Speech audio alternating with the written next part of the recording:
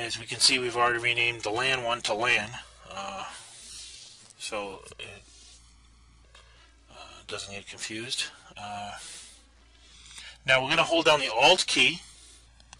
The Alt key is going to allow us to create, to define the hidden menu, which allows us to select the binding order. We're going to click the bar at the top, and we'll hold down the Alt key, and the hidden menu should appear. Sometimes it flickers in and out and doesn't come up very well, especially when it's in a virtual machine with not a lot of memory, like I've assigned it with a minimum amount of memory.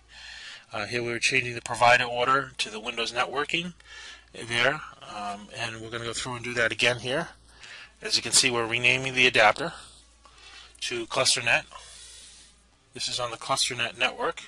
This is internal to the cluster that it communicates and is necessary for building the cluster. As you saw, the menu appeared there.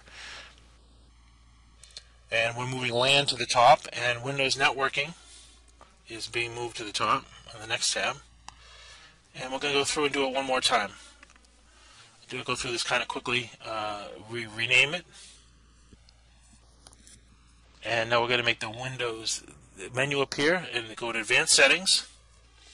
And there's the LAN on the second one down. We're going to move that up, so that should take care of the provider order, and by moving the provider order up and the order of the network cards, but it doesn't always do that. It's a bit tricky with the Alt key to get that menu to appear, so just be patient with it.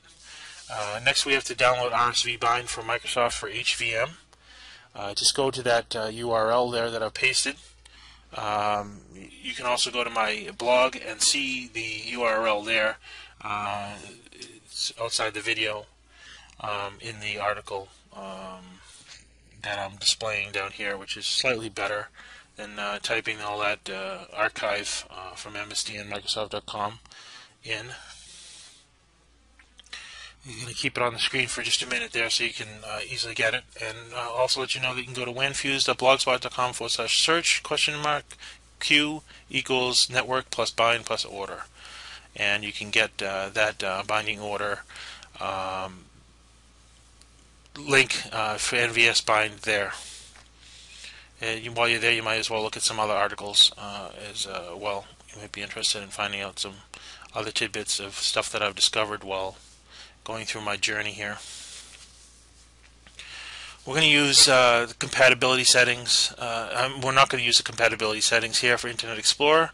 We're disabling the IE security feature so that we can go inside each virtual machine to NVS bind download page.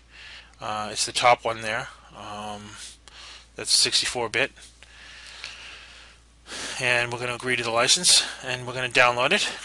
We're going to say yes here to the software license that appears, and we're going to extract it to C:\NVSB bind, which is a new directory. It's going to create the new directory for us. It's going to prompt us to ask to create the new directory.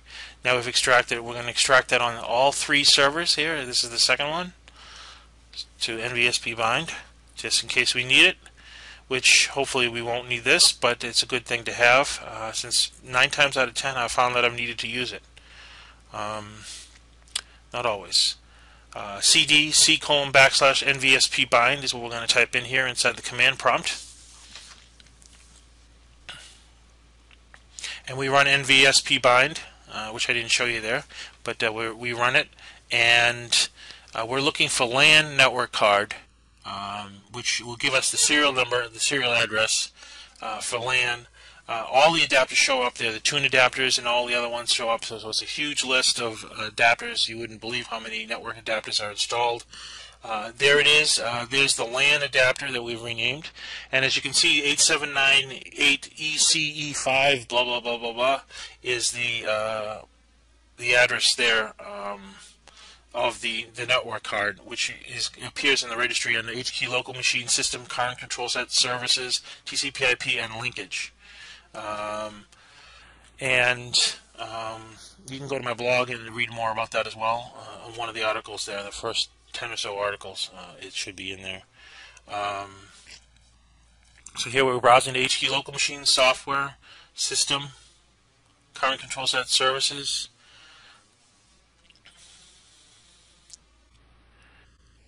TCP/IP, and selecting linkage. Now over here on the right, the key that we're looking for is bind. Here we can see the device listed in the output. First, before we go editing this, I would always recommend that we save it. I'm saving it here as NVSP bind edit on the desktop so that I can reload that key if I need to, just by double-clicking on that regedit file. So as you can see there, there's the number. It appears at the top of the list here, 8798ECE5. That's not always the case. Sometimes it appears as the second one or third one down, and those will have to be shuffled in order so that one is, for the LAN adapter, is on the top of the list. Here we can see that the serial number is the same and that it does appear at the top of the list, so we don't have to do that edit any further. But normally we would have to shuffle the order of those the binding order inside the registry there to get it to go past the cluster card that appears. And here we are, we're verifying the cluster validate configuration. This is in Cluster Manager, and we're running it against all three servers. I kind of rushed through that. I apologize. You can find more about that on my blog there. Now this is the valid SCSI-3 persistent reservation workaround that was implemented by Ross, which is found on my blog there.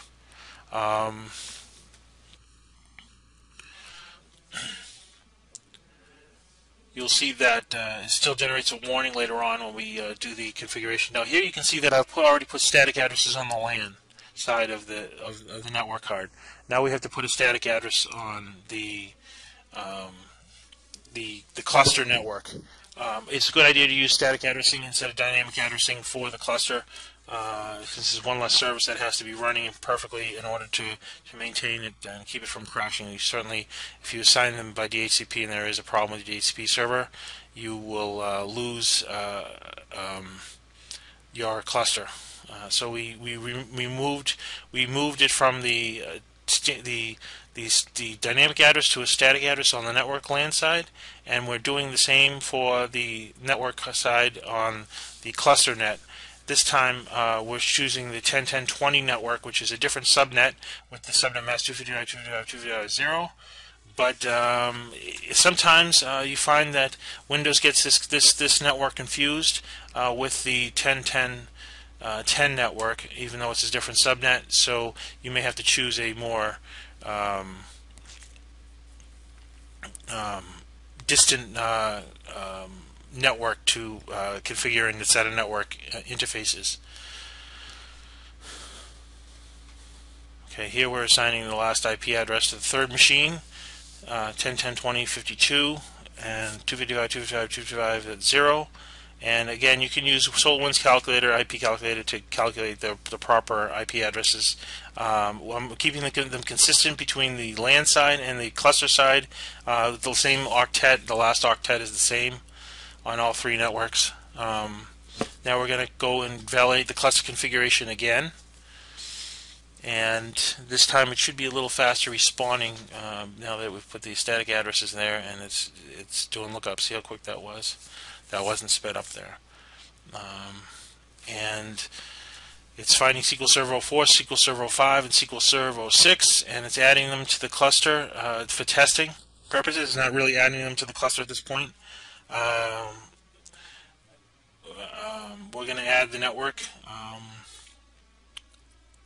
to the second network card as we already spoke of. And this is all slow resolution issues because of reverse lookups, which it seems to be doing while it's doing the forward lookups. I'm not sure why it does that, but I think it just checks it. So it's resorting to a broadcast the first time I went through this, so it was rather slow doing that resolution. And so we had to go through and fix that issue in DNS.